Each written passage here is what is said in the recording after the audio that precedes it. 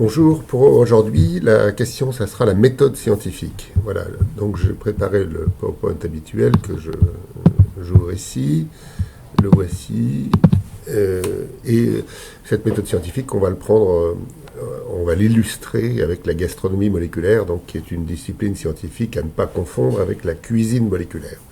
Voilà. J'ai beaucoup réfléchi sur la première image à mettre. Ici, j'ai mis une représentation du graphène. Le graphène, c'est une découverte qui a été faite il y a quelques années, qui a valu le prix Nobel à ses découvreurs. Et l'idée était toute simple, il s'agissait de mettre en gros un bout de scotch sur du charbon. Et quand on soulève, on récupère une couche avec une seule épaisseur d'atome. Et c'est ça ce graphène. Donc le graphène, mettre du scotch sur du charbon, c'était à la portée de tous, c'était sous les yeux de tous, et donc c'était véritablement une découverte. Alors une découverte, on pense à Albert Einstein qui disait soulever un coin du grand voile. Et bien là, on a soulevé un coin du grand voile graphitique, puisque les atomes de carbone dans le graphène sont organisés comme dans le graphite. Alors allons-y. En commençant par une observation, une hypothèse d'ailleurs, je ne suis pas absolument certain que ce soit juste, mais je crois quand même qu'il y a un intérêt à le penser ainsi, qu'une activité humaine se définit par un but et une méthode. Alors un but, pensons une destination, donc par exemple le chemin de gauche se dirige vers une certaine destination, et évidemment si on a une autre destination à droite, ben, on a un autre chemin. Alors, comparaison n'est pas raison, les métaphores, c'est toujours des métaphores, mais quand même, j'ai l'impression qu'on a intérêt à avoir un objectif assez clair. Alors, pour la science, l'objectif, on y reviendra, mais c'est bien d'explorer les mécanismes des phénomènes, de découvrir des objets du monde, de soulever un coin du grand voile, disons-le différemment. Et évidemment, il y a une méthode, et cette méthode, c'est pas la même que celle de l'artiste qui veut produire de l'émotion. C'est pas ça dont il s'agit. Enfin bref, je reste pour moi avec cette idée, cette image-là, cette idée-là, et je vous la propose. Je vous la propose comme on tend une discussion à des amis. Alors, en vrai, la science, elle n'est pas arrivée immédiatement. Le besoin de comprendre, sans doute avec l'être humain, mais peut-être aussi les animaux, mais en fait, il y a d'abord eu la question technique, c'est-à-dire que on a chassé, on a cueilli, on a ensuite fabriqué des outils. Et fabriquer des outils, c'est tailler des pierres, c'est bien une question technique. Et la technique, c'est du verbe, enfin du grec techné, faire. La technique, elle fait. Alors, elle fait des gâteaux à gauche, mais elle fait aussi du soin pour les médecins. Je n'injurie pas les médecins en disant que ce sont des techniciens, puisque c'est le grand Claude Bernard qui l'a déjà dit dans son traité de médecine expérimentale. Et donc, il y a de la technique partout. C'est ce qui fait que nous avons des voitures, des vêtements, des cosmétiques, des aliments, des médicaments, des ordinateurs, etc. Alors, à droite, il y a donc la science, lever un coin du grand voile, ici aller lire le livre de la nature pour certains, et au milieu, il y a la technologie. Alors, la technologie est un statut assez mal compris, d'abord parce que on confond souvent technologie et technique, mais c'est véritablement au milieu, c'est-à-dire que on cherche à comprendre la technique en vue de l'améliorer. Alors, c'est pas une activité scientifique, on ne cherche pas à lever un coin du grand voile, même si on peut le faire en cours de route, mais l'objet c'est quand même de rester près de la technique. Et alors il y a des gens qui disent ingénierie, technologie, enfin on va pas épiloguer là-dessus, c'est pas l'objet, puisqu'on se rappelle que l'objet c'est la méthode scientifique. Quelle est cette méthode scientifique? Alors, avant d'y arriver, je vais quand même rester avec un exemple qui est celui de la chimie. La chimie donc est née de l'alchimie. Donc c'est-à-dire qu'il y a eu un ésotérisme terrible, la pierre philosophale, l'élixir de longue vie, transformer le plomb en or. Voilà de l'alchimie, voilà du fantasme, voilà de l'ésotérisme. Et puis il y a eu quand même une branche de la chimie qui est passée par une alchimie expérimentale, c'est-à-dire qu'il y avait bien sûr ceux qui, qui ésotérisaient, et puis il y avait les autres, ceux qui pratiquaient, et on représente ici la découverte du phosphore, donc par calcination d'urine, pendant très très longtemps, et donc cette matière brillante qui était découverte, qui était véritablement découverte. Hein. Et donc on voit qu'il y a... On avait un projet qui était un projet étrange, qui arrive à une découverte.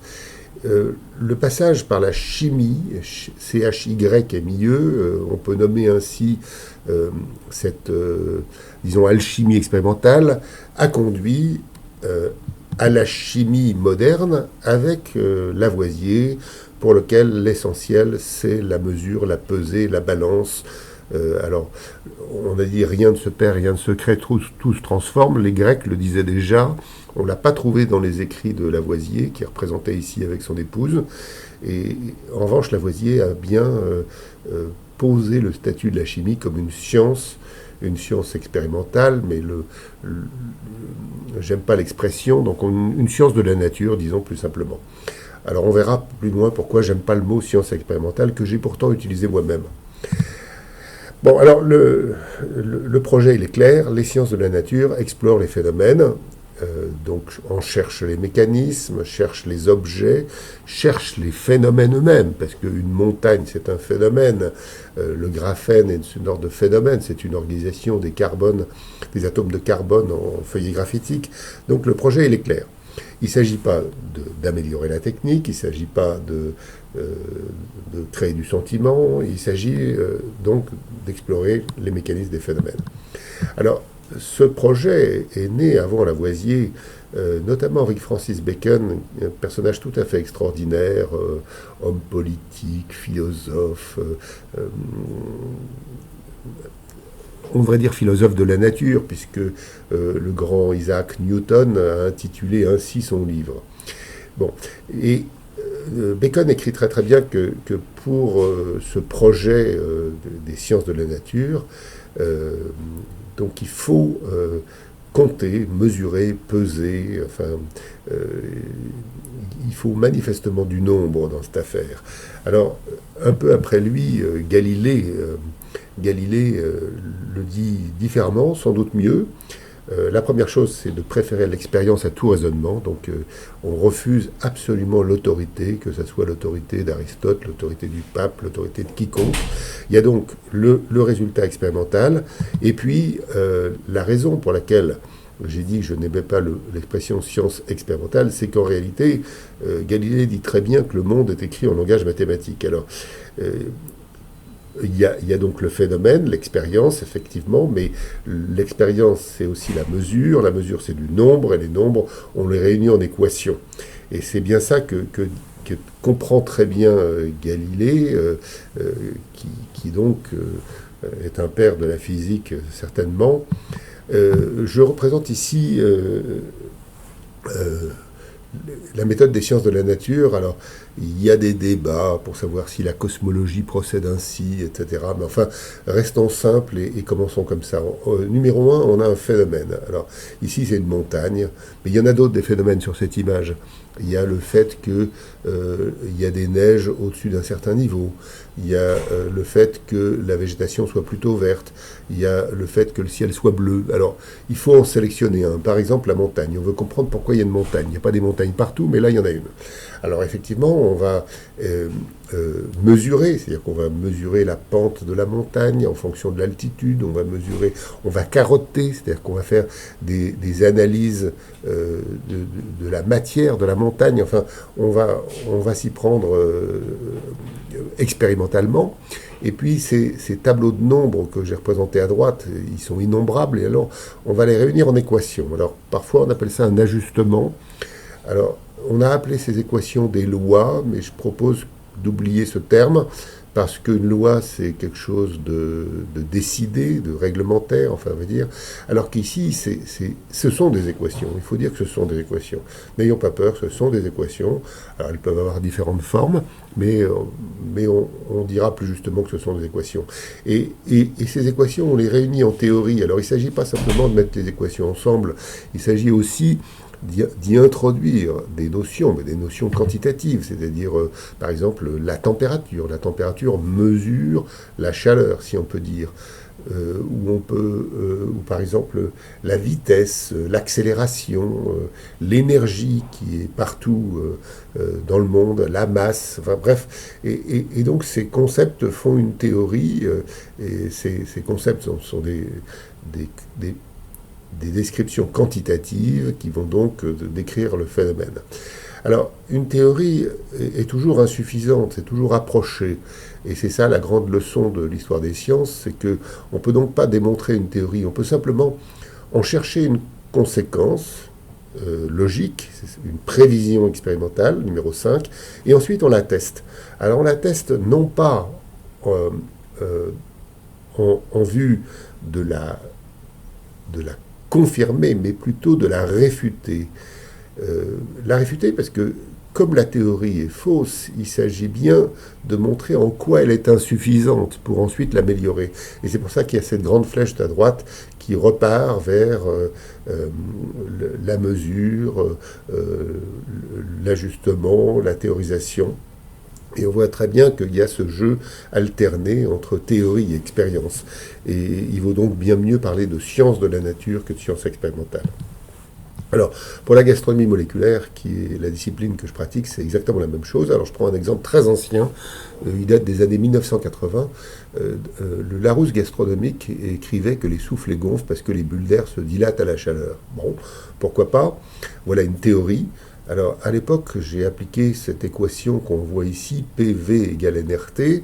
Ça s'appelle la loi des gaz parfaits. Ça décrit le comportement des gaz, et en particulier de l'air des bulles d'air. Et ainsi, on calcule que le soufflet peut gonfler d'à peu près 30%. Donc, c'est très insuffisant comme théorie. Et voilà pourquoi j'ai mesuré la pression, la température dans des tas de soufflets. Et finalement, j'ai découvert que l'eau s'évapore. Et quand l'eau s'évapore par le fond, elle pousse les couches vers le haut, et c'est ainsi qu'avec un petit soufflet de 100 grammes, on peut faire jusqu'à 10 litres de soufflet. Alors, on n'y arrive pas pour plein de raisons, mais parce que la théorie est insuffisante. Elle est insuffisante parce qu'il faut dire que l'eau s'évapore, et par exemple, elle a plus de mal à passer dans des blancs d'œufs bien fermes que dans des blancs d'œufs pas fermes. Ce sont les deux images au milieu en bas. Mais aussi, une fois qu'elles arrivent au sommet, elles s'en vont. Et elles sont perdues pour le gonflement. Et voilà pourquoi ici, l'image en haut à droite, on a fait une croûte sur le soufflet pour le faire gonfler davantage. Et effectivement, le soufflet gonfle davantage. On a même été jusqu'à faire des soufflets sans battre les blancs en neige pour bien montrer que le phénomène de l'évaporation était essentiel. Donc on voit bien sur cet exemple simple et ancien, la méthode, c'est exactement la même que celle qu'on a décrite précédemment. Voilà, alors maintenant, je reviens sur ce paysage, donc la technique, la technologie, les sciences de la nature. Je mets ces choses au même niveau, c'est-à-dire que je ne mets pas les sciences plus haut que la technique ou inversement. Ce sont des activités séparées qui ont leur intérêt différent. Elles ont des objectifs différents, des chemins différents. Il y a des relations entre les trois, mais il n'y a pas de hiérarchie. Comme l'aurait fait Auguste Comte. Maintenant, il faut placer les choses. C'est-à-dire que à gauche, j'ai représenté la chimie, la physique, la physico-chimie, voilà, qui sont des sciences de la nature.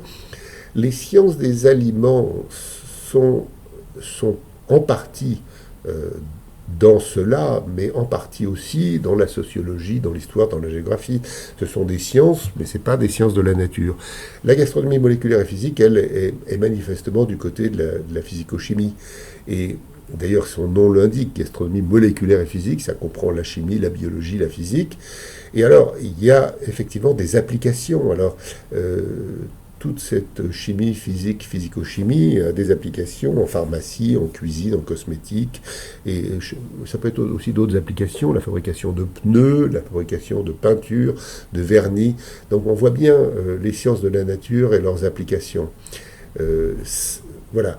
Maintenant, on voit bien aussi que, je reviens à mon image initiale, que les objectifs sont différents et les chemins sont différents. Pour l'aliment, c'est la même chose. La technique produit des mets, la technologie alimentaire améliore tout ça, et la gastronomie moléculaire produit des mécanismes. Voilà. Donc j'espère qu'on a bien retenu que la méthode des sciences de la nature, c'est la méthode scientifique, est une méthode bien particulière qui nous porte.